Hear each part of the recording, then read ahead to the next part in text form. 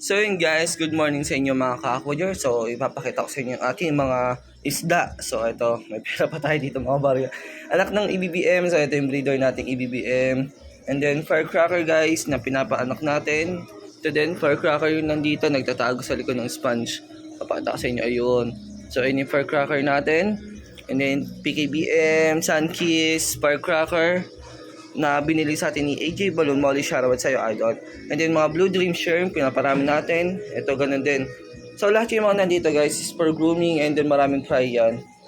Ayan. So dito mga breeder natin pinapaanak. Angel Fish, ayan. So marami tayo. So guys, Antipolo, upper lang ako. Near Simbahan, Antipolo and Robinson.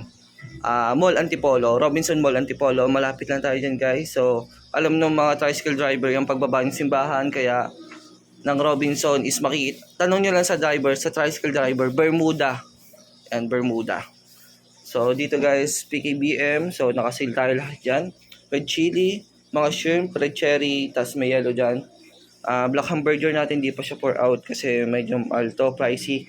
Pero kung gusto mo kumuha ng isang trio, bibigyan kita. Kaso 3.5 nga lang trio yan guys. Firecracker guys, 2 trio pa available. Just PM agad. So, 2 trio.